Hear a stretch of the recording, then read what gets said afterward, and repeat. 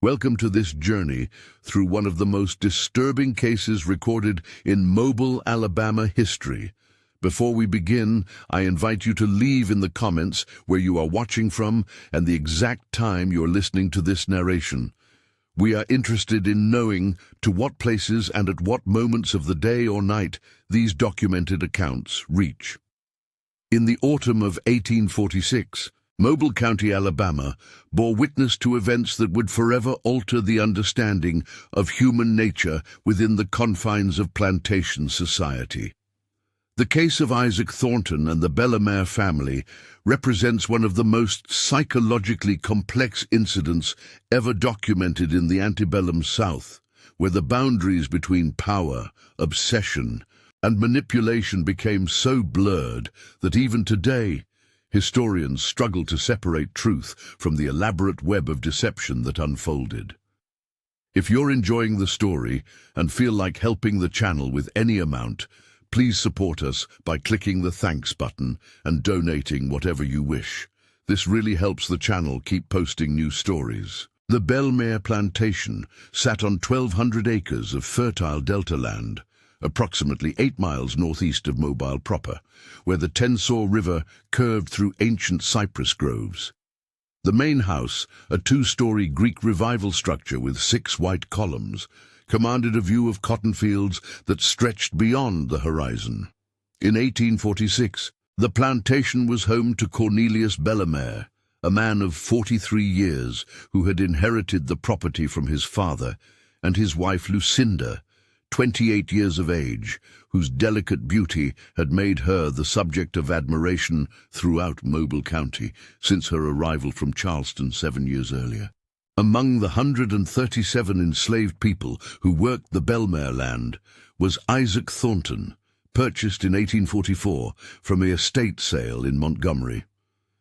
The bill of sale, discovered years later in courthouse records, described him as 26 years old, of mixed heritage, possessed of unusual intelligence and bearing what the auctioneer termed remarkable physical attributes. What the document failed to capture was the magnetic quality that would eventually draw the attention of both master and mistress in ways that defied the rigid social order of the time. The first indication that something was amiss came through the observations of Ezekiel Marsh, an overseer who had managed various plantations throughout southern Alabama for nearly 2 decades. In a letter to his brother in Montgomery, dated October 15, 1846, Marsh wrote that the new field hand showed an unusual familiarity with the main house, often being summoned for tasks that typically fell outside the scope of agricultural labor. More troubling to Marsh was the frequency with which these summons came directly from Mrs. Bellamare, bypassing the established chain of command that governed plantation operations.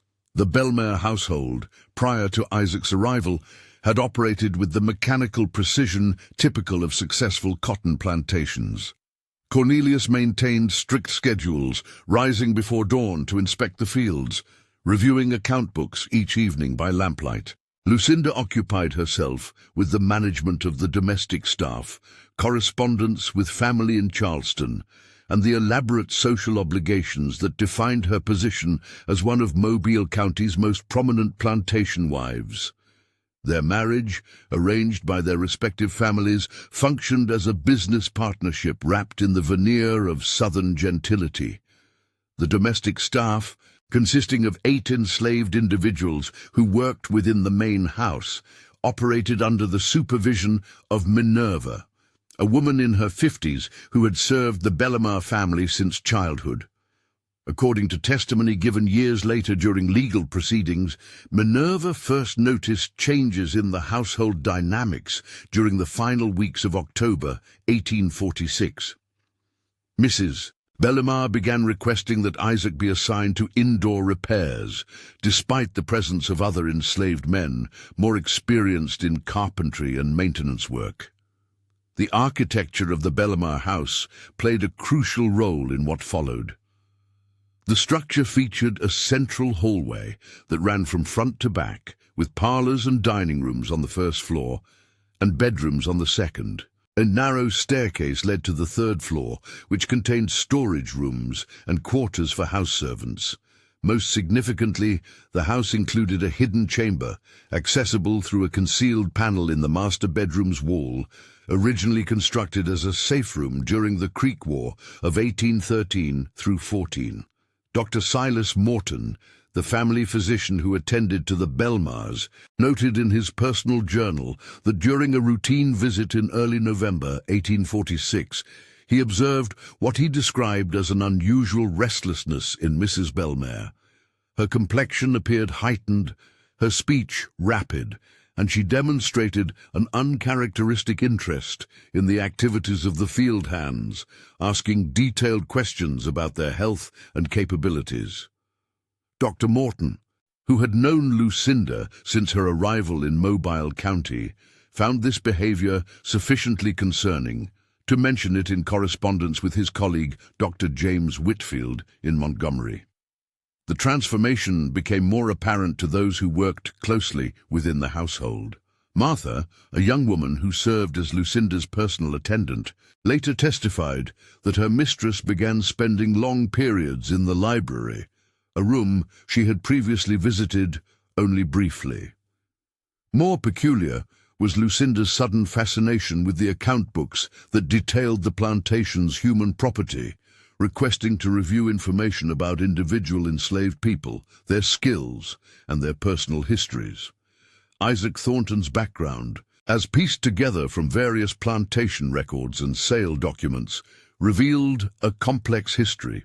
Born on a tobacco plantation in Virginia, he had been sold 3 times before arriving at the Montgomery estate where the Bellamars acquired him. Previous owners had noted his ability to read and write, skills that were both valuable and dangerous in an enslaved person. The Montgomery estate's records indicated that Isaac had served as a driver, overseeing other enslaved workers, a position that required intelligence and the ability to navigate the complex power dynamics of plantation society. The physical description of Isaac Thornton, found in multiple documents, painted a picture of a man whose appearance set him apart from others. Standing over 6 feet tall, with what one bill of sale described as features that combined European and African heritage, in a manner that was both striking and unsettling to those who encountered him. Several accounts mentioned his ability to speak with precision and intelligence that made overseers and masters uncomfortable, suggesting a man who understood far more about his circumstances than was safe for someone in his position. Cornelius Bellamar's own writings, discovered in a trunk decades later, provide insight into his perspective during this period. In entries dating from November 1846, he recorded growing concerns about his wife's behavior, noting that she had begun taking long walks around the plantation grounds, often accompanied by only 1 or 2 enslaved attendants. More troubling to Cornelius was Lucinda's increasing criticism of his management decisions, particularly regarding the treatment and assignment of individual enslaved people. The social structure of Mobile County in 1846 operated according to rigid hierarchies that governed every aspect of daily life. Plantation families like the Bellamars were expected to maintain not only economic success, but also social respectability that reflected their position within the community. Any deviation from accepted norms could result in social ostracism that would affect both business relationships and family standing throughout the region. The Baptist Church records from Oak Grove Baptist Church, where the Bellamares worshipped, indicate that during November and December of 1846, the family's attendance became irregular. Previously, the Bellamars had occupied their designated pew every Sunday, participating in the social gatherings that followed services. Reverend Samuel Crawford noted in his pastoral journal that when the family did attend, Mrs. Bellamare appeared distracted, often staring out the windows during sermons and showing little interest in conversations with other plantation wives. The neighboring planters began to notice subtle changes in the Bellamare plantation's operations. Augustus Pembroke, whose property adjoined the Bellamare land to the east, observed in a letter to his brother-in-law that the cotton harvest seemed to be proceeding more slowly than in previous years. More significantly, Pembroke noted that he had observed unusual activity around the Bellamare house during evening hours, with lights visible in rooms that were typically unoccupied after sunset. The merchant records from Mobile provide additional context for the events unfolding at the plantation.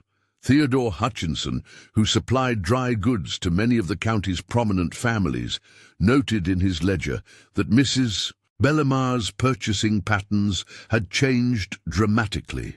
Instead of the typical orders for household necessities and feminine accessories, she began requesting books, writing materials, and items that suggested an interest in subjects far beyond the normal scope of a plantation mistress's concerns.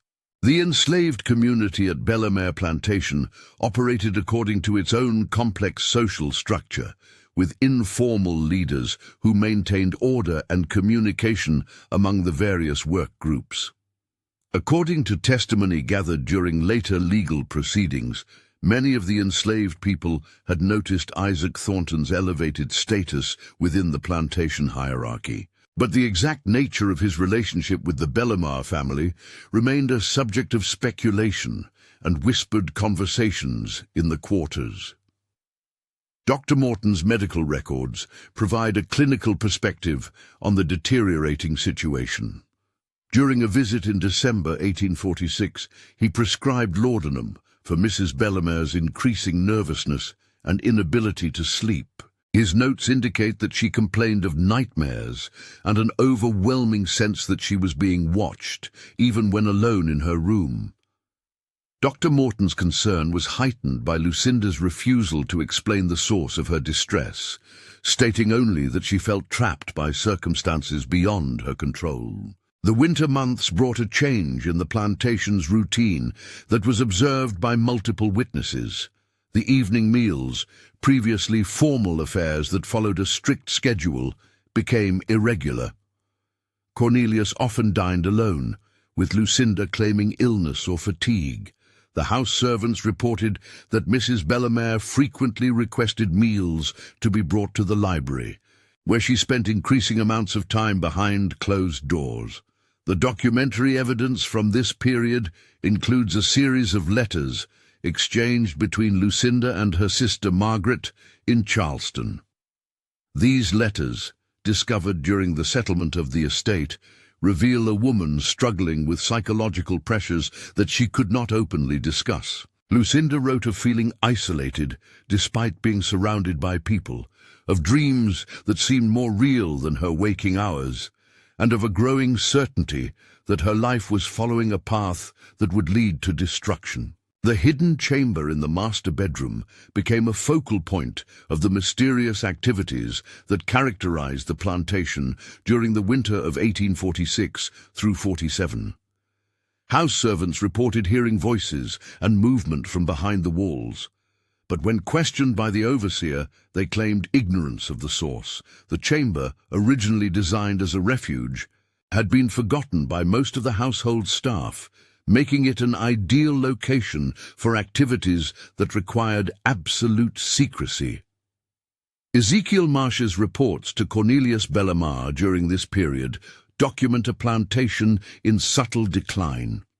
Work productivity decreased, discipline problems increased, and several enslaved people attempted to escape despite the harsh winter conditions. Marsh attributed these problems to what he termed a breakdown in the natural order that governed plantation society, though he could not identify the specific cause of the deterioration.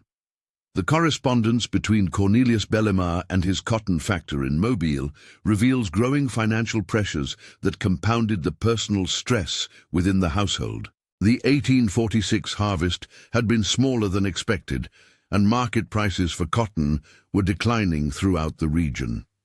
These economic concerns added another layer of tension to a situation that was already straining the foundations of the Bellamare family's carefully constructed social position. The turning point came during the first week of January 1847, when a series of events converged to shatter the precarious balance that had maintained the plantation's operations. A violent winter storm struck Mobile County, isolating the plantation from the outside world for nearly a week. During this period of enforced isolation, the psychological tensions that had been building for months finally reached a breaking point that would forever change the lives of everyone involved. The storm brought winds that stripped the remaining leaves from the ancient oak trees surrounding the main house, leaving their bare branches to scrape against the windows with a sound that house servants later described as resembling human voices. The temperature dropped below freezing, unusual for the region, forcing all plantation activities to halt while everyone sought shelter from the unprecedented cold. Dr. Morton's journal entry for January 8, 1847, describes arriving at the plantation as soon as the roads became passable, summoned by a message that spoke only of an urgent medical emergency. What he found was a household in a state of complete disarray, with the normal routines and hierarchies that governed plantation life apparently abandoned during the days of isolation. Mrs. Bellamare was discovered in the library, conscious but in a state of extreme agitation that Dr. Morton described as resembling a nervous collapse. She spoke rapidly of voices in the walls, of secrets that could not be revealed, and of a love that defied all natural law. Her physical condition suggested that she had not eaten or slept properly for several days, and her appearance shocked Dr. Morton, who had known her as one of the most composed women in Mobile County society. The search of the house that followed Dr. Morton's arrival revealed evidence of activities that contradicted every assumption about the Bellamare family's private life. In the hidden chamber behind the master bedroom, investigators found a collection of personal items that told a story of intimate relationships that violated every social and legal boundary of antebellum Alabama society. Among these items were letters written in Lucinda's hand, expressing emotions and desires that would have destroyed her reputation and endangered the lives of everyone involved. Isaac Thornton was discovered in the chamber, but his condition raised more questions than it answered. He appeared to have been confined there for an extended period, with evidence suggesting that his presence was both voluntary and coerced. His physical state indicated good care and adequate nourishment, but also signs of psychological stress that mirrored Mrs. Bellamare's condition. When questioned by Dr. Morton and the hastily assembled group of plantation owners who had been summoned to deal with the crisis, Isaac provided answers that seemed carefully rehearsed and deliberately incomplete. The most disturbing discovery was a collection of documents that appeared to detail a systematic plan for escape that went far beyond the simple desire for freedom that motivated most runaway slaves. These papers suggested a level of coordination and preparation that implied assistance from someone with intimate knowledge of the plantation's operations and the broader social and economic networks that connected Mobile County's elite families. Cornelius Bellamar's reaction to these discoveries was recorded by several witnesses, and their accounts paint a picture of a man whose carefully controlled world had collapsed around him. Rather than the expected rage or demands for immediate punishment, he exhibited what Dr. Morton described as an unnatural calm, as if he had been expecting these revelations. His questions focused not on the moral or legal implications of what had been discovered, but on the practical concerns of maintaining secrecy and protecting the family's reputation. The investigation that followed was conducted with the utmost discretion, involving only a select group of plantation owners and community leaders who understood the potential consequences of public exposure. The official records from this period, housed in the Mobile County Courthouse, contain only brief mentions of a disturbance at the Bellamare plantation that was resolved through private mediation. The true extent of what was discovered was never recorded in any public document. The enslaved community's knowledge of the situation became apparent through the testimony of several individuals who were questioned separately by the investigating committee. Their accounts revealed that Isaac Thornton's special status within the plantation hierarchy had been observed and discussed among the enslaved people for months. More significantly, several witnesses reported that other enslaved individuals had been aware of the hidden chamber's existence and had occasionally seen or heard evidence of its occupation. The role of the house servants in facilitating whatever relationship had developed between Mrs. Bellamare and Isaac Thornton remained a subject of speculation and incomplete testimony.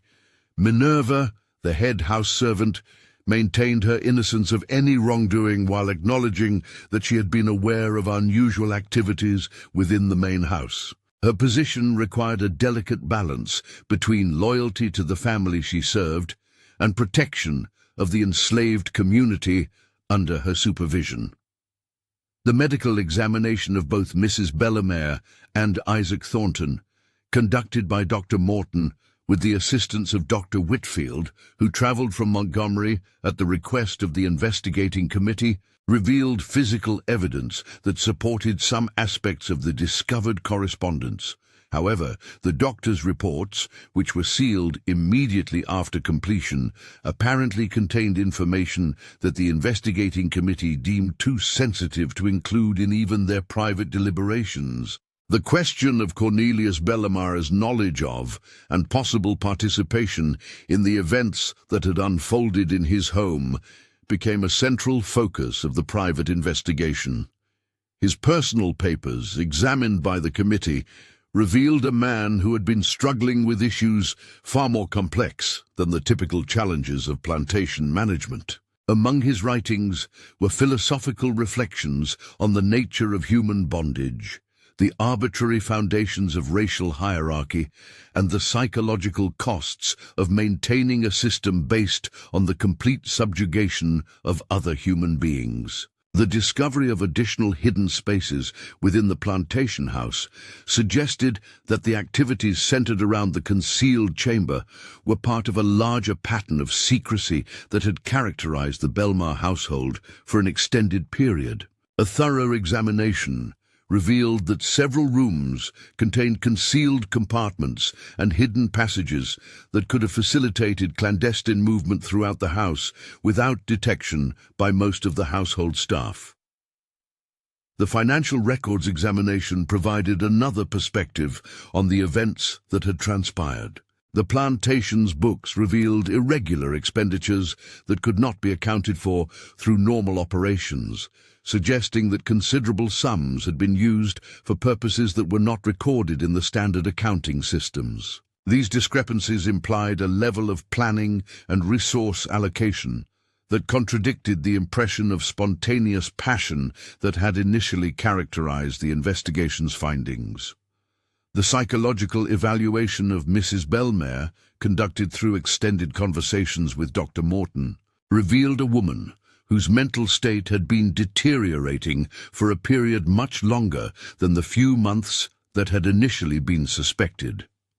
Her accounts of the relationship with Isaac Thornton were inconsistent and contradictory, alternating between descriptions of coercion and willing participation, between expressions of love and claims of manipulation. The investigation into Isaac Thornton's background revealed discrepancies in his documented history that suggested his identity may have been deliberately obscured.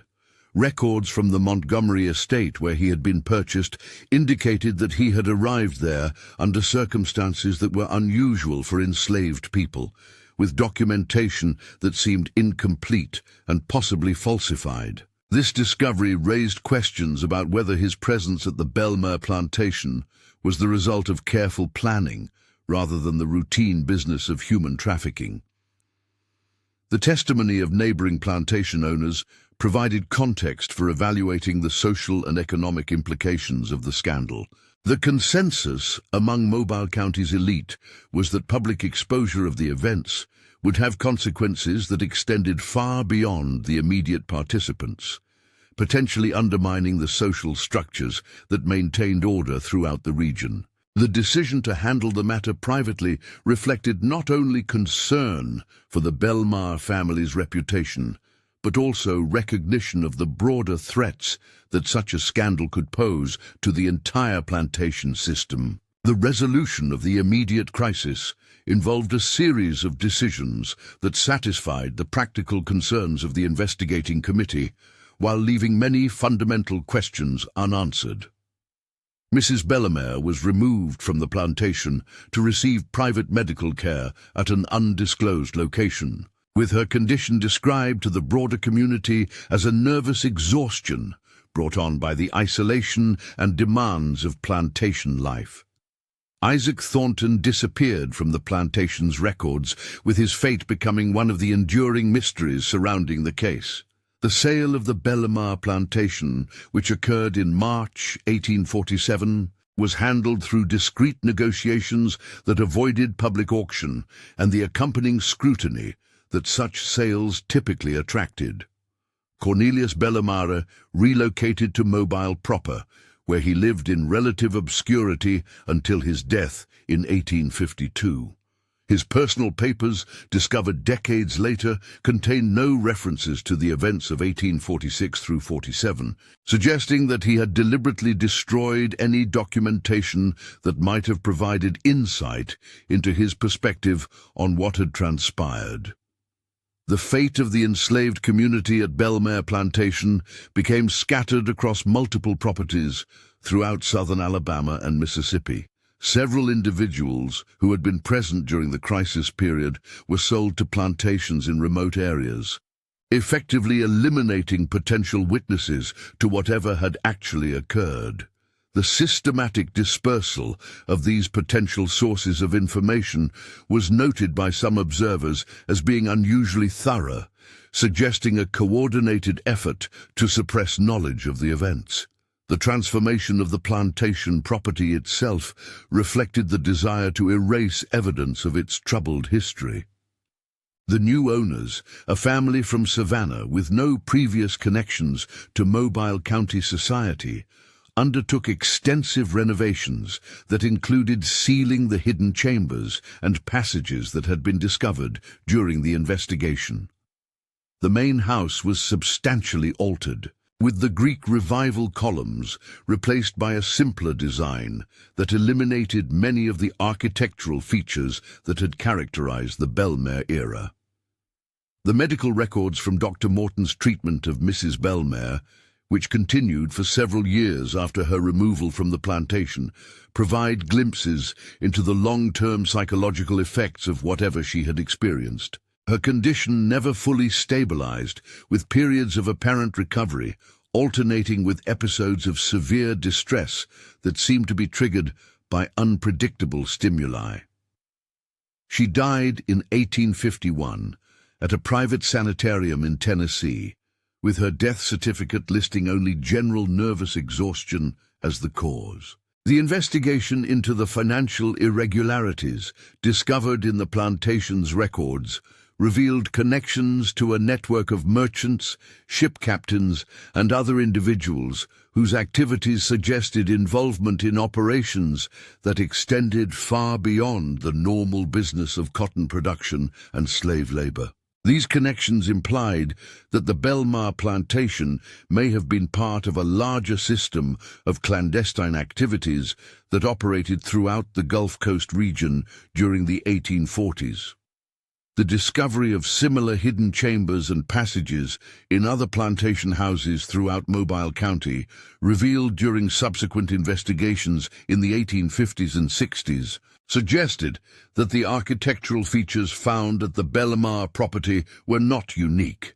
This pattern implied a level of coordination among plantation families that contradicted the public image of isolated rural estates operating independently of one another.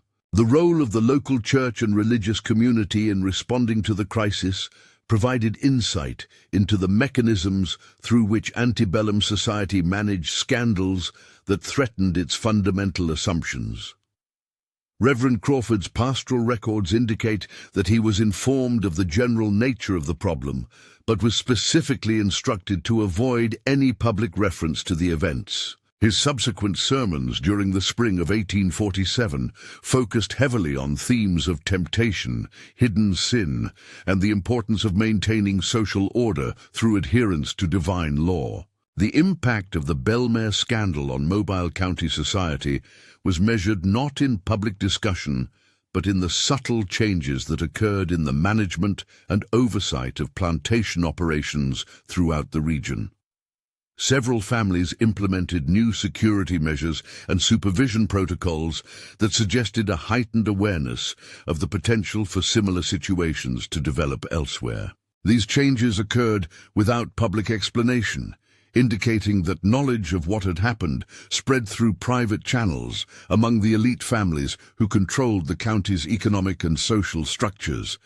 The legal implications of the case were never fully explored through official channels, but private correspondence among lawyers and judges in the region indicates that the events raised fundamental questions about the application of existing laws to situations that challenged basic assumptions about race, power, and human relationships. The consensus among legal professionals was that prosecution would have required public testimony that could have had devastating effects on the stability of the entire social system. The attempts to trace Isaac Thornton's fate after his disappearance from the plantation yielded conflicting and ultimately inconclusive results. Some reports suggested that he had been sold to a plantation in Mississippi, while others indicated that he may have been transported to New Orleans for sale in the broader slave markets. The most intriguing possibility, suggested by several pieces of circumstantial evidence, was that his disappearance was not the result of a sale, but rather of an escape that had been facilitated by the same network of connections that had been discovered during the financial investigation. The psychological study of the case, conducted years later by physicians interested in understanding the mental health implications of slavery for both enslaved and enslaving populations, identified patterns that were consistent with what would later be recognized as complex trauma responses. The isolation, power imbalances, and moral contradictions inherent in the plantation system created conditions that could produce severe psychological disturbances in individuals from all social positions. The cultural impact of the Bellamare case extended beyond the immediate geographical area through the network of family connections that linked Mobile County's elite to similar communities throughout the South. Letters and private journals from the period indicate that news of the scandal, however carefully suppressed locally, spread through these family networks and contributed to a broader discussion about the psychological and moral sustainability of the plantation system.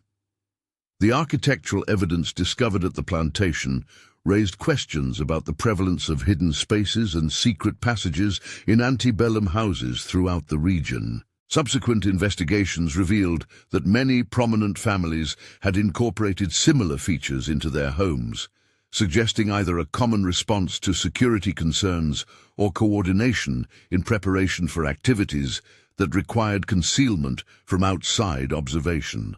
The medical understanding of the psychological conditions exhibited by both Mrs. Bellamare and Isaac Thornton was limited by the scientific knowledge available in the 1840s, but Dr. Morton's detailed observations provided insights that would prove valuable to later researchers studying the psychological effects of extreme social stress. His notes described symptoms that would later be recognized as consistent with what modern psychology terms dissociative disorders and complex post-traumatic stress responses. The economic analysis of the plantation's operations during the period when the secret relationship was developing revealed patterns of resource allocation and management decisions that suggested the entire enterprise was being reorganized to support activities beyond normal agricultural production. The scale of these changes implied that whatever was occurring involved not just the immediate participants,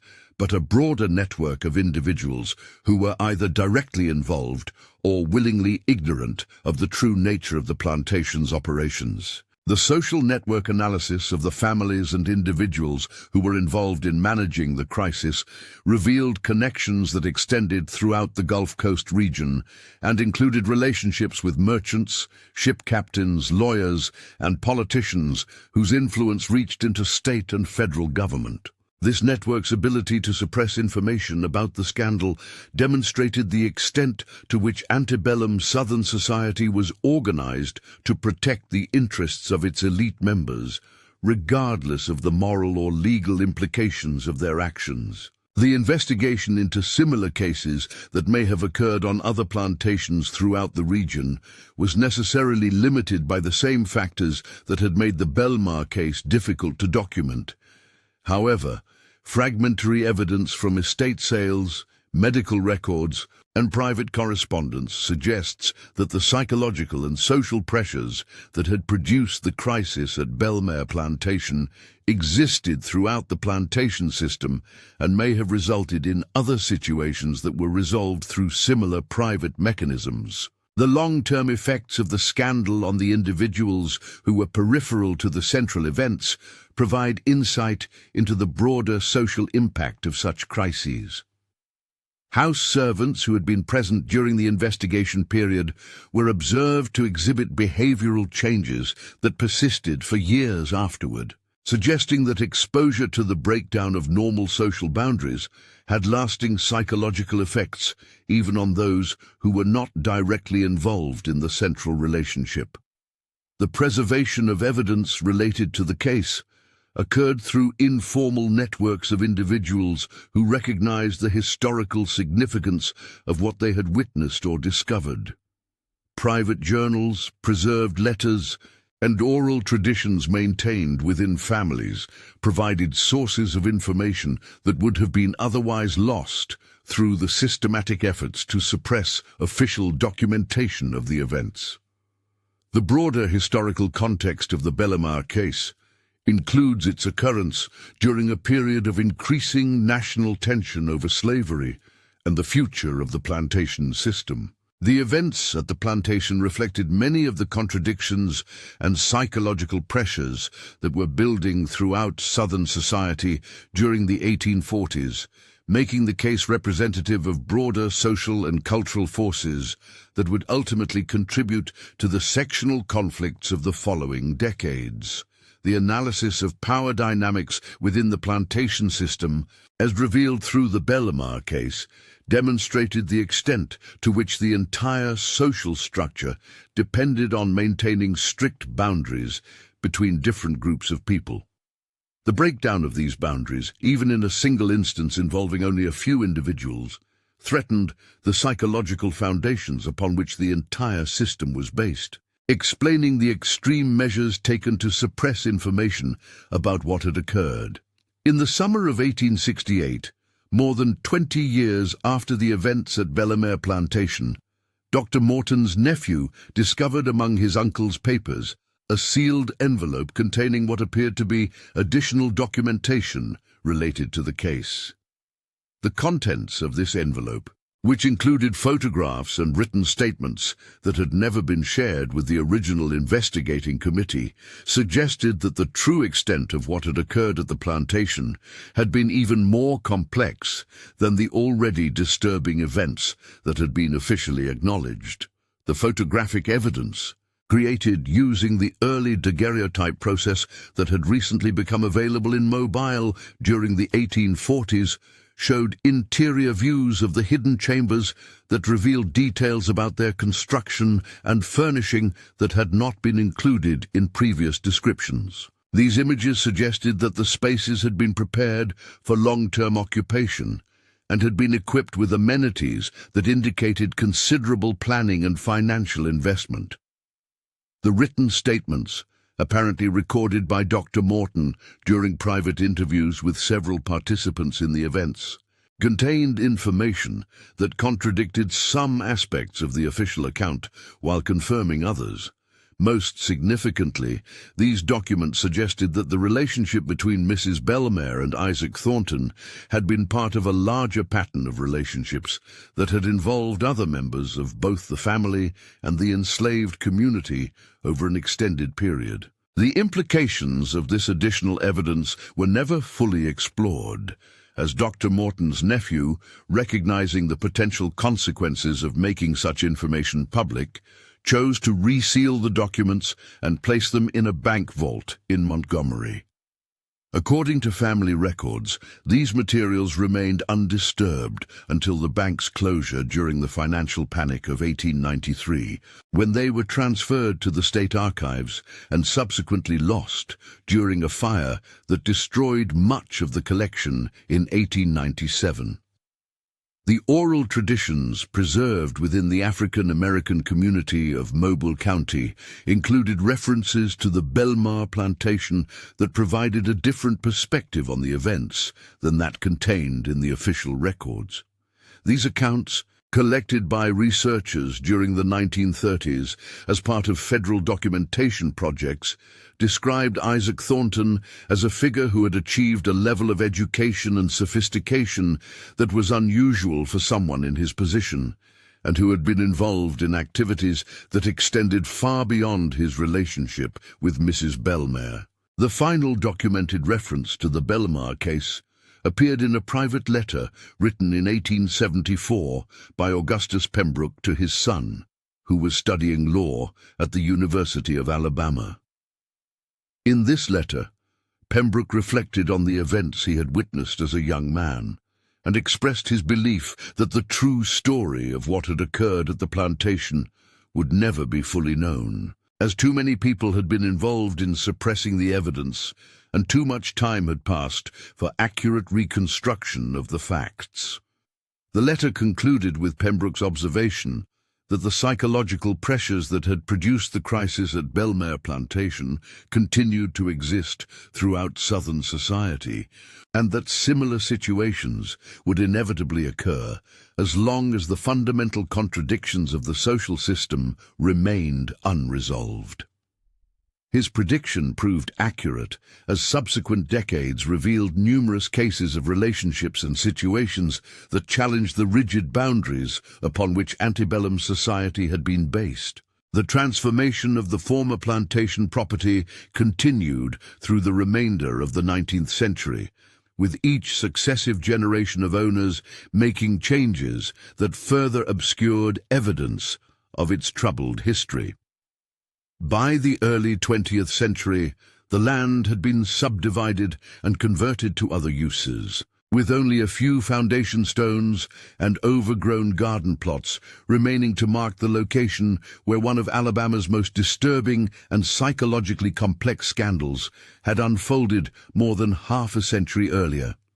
Today, the site where the Bellamare Plantation once stood is occupied by a residential subdivision, with modern houses built over the foundations of slave quarters and cotton fields. The main house was demolished in 1912, and with it disappeared the physical evidence of the hidden chambers and secret passages that had played such a crucial role in the events of 1846 and 47. Yet the questions raised by what occurred there continue to resonate, challenging our understanding of human nature under extreme social pressures and the mechanisms through which societies protect themselves from truths they are not prepared to acknowledge. The case of Isaac Thornton and the Bellamare family represents more than a historical curiosity or a tale of forbidden romance. It provides insight into the psychological and social forces that operated within the plantation system, revealing the extent to which that system depended not only on legal and economic coercion, but also on the suppression of human relationships that challenged its fundamental assumptions about race, power, and human worth. The psychological examination of surviving documentation from the period reveals patterns that suggest the Bellamare case was not an isolated incident, but rather a manifestation of tensions that existed throughout the plantation system. The careful documentation maintained by Dr. Morton, despite the efforts to suppress official records, provides insight into the mental health implications of a social system that demanded the complete dehumanization of one group of people while maintaining the moral respectability of another. The analysis of Mrs. Bellamare's condition, as recorded in Dr. Morton's private notes, revealed symptoms that were consistent with what modern psychology would recognize as a severe dissociative disorder. Her alternating periods of lucidity and confusion, her fragmented memories of events, and her inability to maintain consistent emotional responses suggested a mind that had been severely traumatized by circumstances that challenged her fundamental understanding of her own identity and social position. Isaac Thornton's psychological state, as observed during the brief period when he was accessible to Dr. Morton's examination, displayed characteristics that were equally complex but different in their manifestation. His responses to questions were measured and intelligent, but they revealed a man who had learned to navigate multiple realities simultaneously. His ability to present different aspects of his personality depending on the social context of the interaction suggested someone who had developed sophisticated psychological defense mechanisms in response to the impossible situation in which he found himself. The investigation into the plantation's financial records during the months leading up to the crisis revealed expenditures that could not be accounted for through normal operations. These mysterious transactions included payments to merchants in New Orleans, Mobile, and Charleston that suggested the acquisition of goods and services that were unrelated to cotton production or typical household needs. The nature of these purchases remained unclear, but their timing coincided with the period when the relationship between Mrs. Bellamare and Isaac Thornton was apparently developing. The role of literacy in the case became apparent through the discovery of written materials that demonstrated both participants possessed reading and writing skills that were unusual for their respective social positions. Mrs. Bellamare's education had been typical for a woman of her social class, but the depth of her written reflections on philosophical and moral questions exceeded what would have been expected from someone whose formal education had focused primarily on domestic accomplishments. Isaac Thornton's literacy, while dangerous for an enslaved person, had apparently been developed to a level that allowed him to engage with complex ideas and express himself with sophistication that challenged assumptions about intellectual capacity and racial hierarchy. The network of relationships that facilitated whatever activities were occurring at the plantation extended beyond the immediate participants to include individuals whose roles were never fully documented. References in various letters and journals suggest that house servants, field hands, overseers, and even some members of neighboring plantation families were aware of unusual circumstances at the Bellamare property. The ability of this network to maintain secrecy during the crisis period and afterward demonstrated the extent to which Southern society was organized to protect information that threatened its fundamental assumptions. The medical treatment provided to Mrs. Bellamare after her removal from the plantation involved techniques that were experimental for the period and reflected Dr. Morton's belief that her condition required approaches that went beyond conventional medical practice. His treatment notes described the use of hypnosis, extended conversation therapy, and carefully controlled social interactions designed to help her reconstruct memories that had become fragmented during the crisis period. The limited success of these treatments suggested that whatever she had experienced had effects that extended beyond the reach of available medical interventions. The search for Isaac Thornton after his disappearance from the plantation involved private investigators hired by the committee that had managed the crisis. Their reports, discovered among legal papers decades later, revealed a trail that led through multiple states, but ended without definitive conclusions about his ultimate fate. Some evidence suggested that he had reached the north and achieved freedom, while other information indicated that he may have been recaptured and sold into the deep south under a different identity. The impact of the scandal on the enslaved community at Bellamare Plantation was documented through interviews conducted years later with individuals who had been present during the crisis period. Their accounts revealed that the breakdown of normal social boundaries had created both opportunities and dangers that affected the entire community. Some enslaved people reported that the period of chaos had allowed them to gain access to information and resources that were normally beyond their reach, while others described increased surveillance and punishment that made their lives more difficult. The architectural investigation of the hidden chambers revealed construction techniques and materials that suggested they had been built during the original construction of the house rather than added later. This discovery implied that the Bellamare family had planned for activities that required concealment from the time they first established the plantation. The sophistication of the hidden spaces, which included ventilation systems, concealed entrances and storage areas, suggested that they had been designed by someone with considerable expertise in such construction. The analysis of correspondence between plantation families throughout Mobile County during the months following the crisis revealed a pattern of increased communication that suggested the scandal had effects that extended far beyond the immediate participants.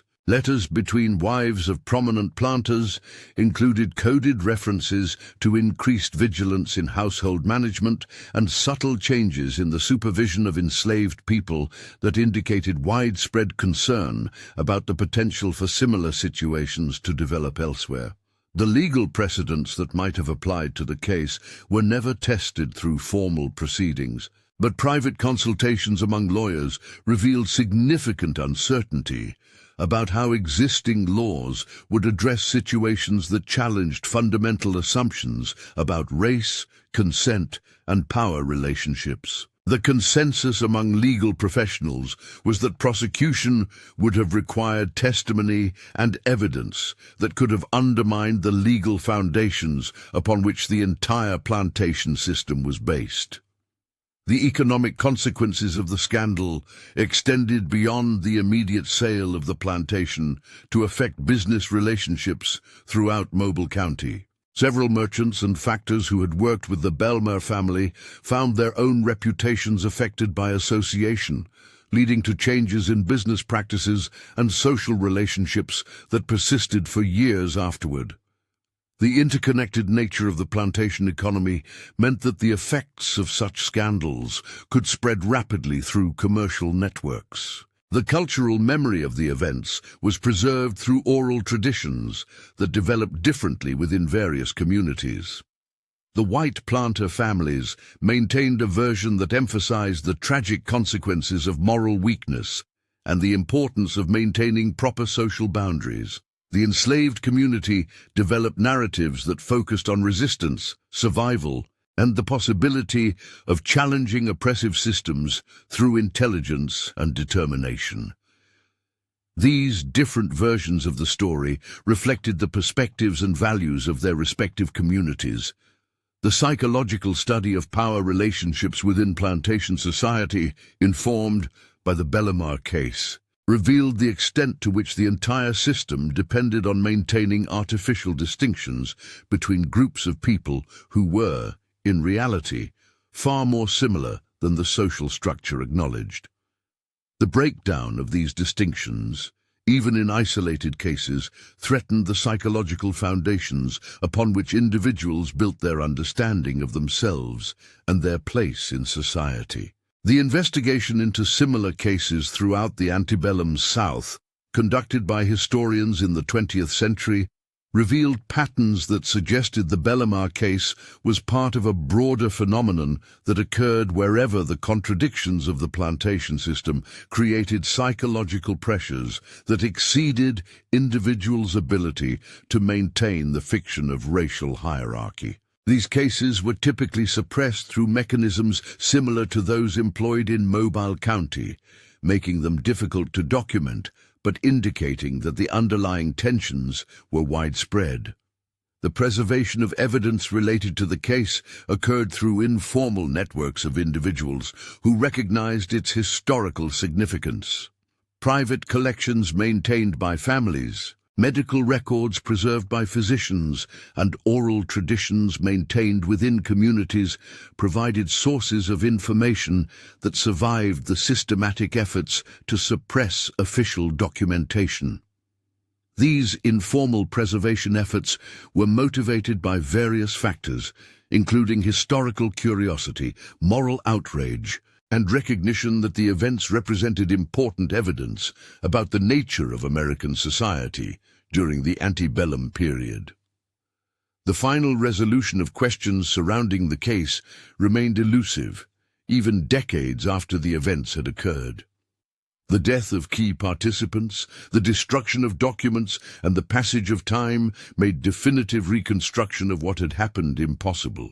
However, the fragmentary evidence that survived provided sufficient detail to demonstrate that the relationship between Isaac Thornton and Lucinda Bellamare had been part of a complex web of human interactions that challenged every assumption about race, power, and morality that governed antebellum Southern society.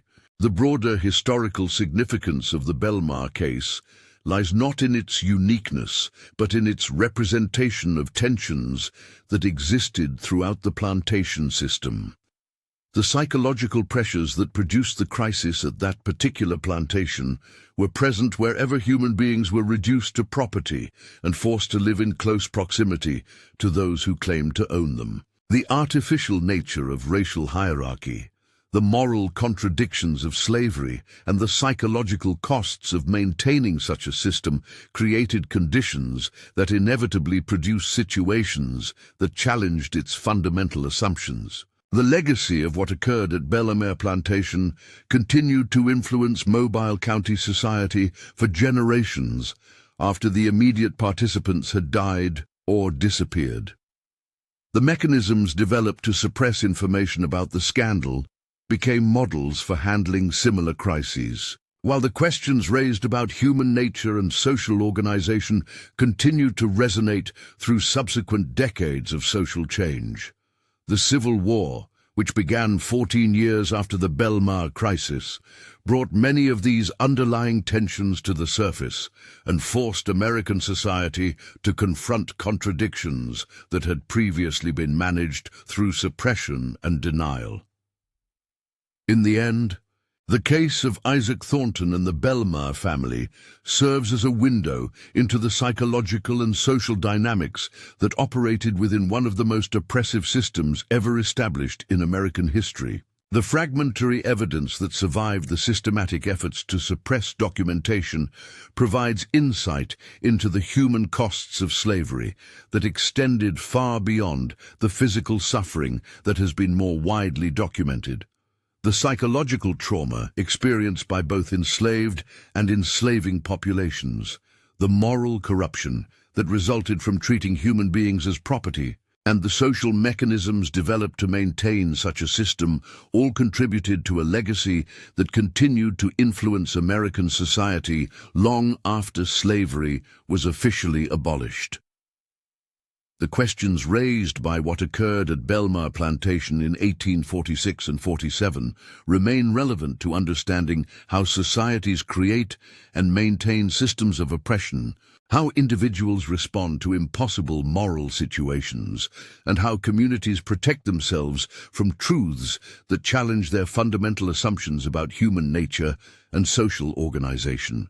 The psychological complexity revealed through this case demonstrates that the reality of slavery was far more complicated than either its defenders or its critics typically acknowledged, involving forms of human interaction that defied the simple categories through which the institution was usually understood.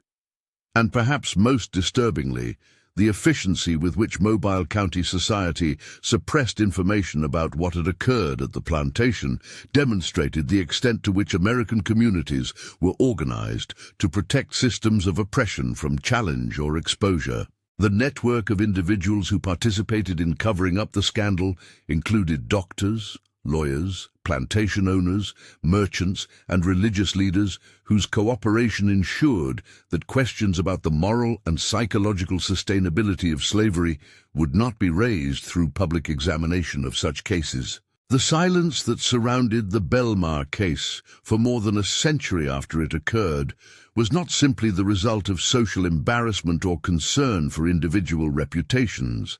It reflected a systematic effort to prevent public discussion of evidence that revealed the true nature of slavery as a system that corrupted everyone it touched, regardless of their position within its hierarchy. Until that silence was finally broken by historians willing to examine fragmentary evidence and piece together incomplete documentation, the full human cost of slavery remained hidden behind a veil of deliberate ignorance that served the interests of those who preferred not to confront the moral implications of their society's foundational institution.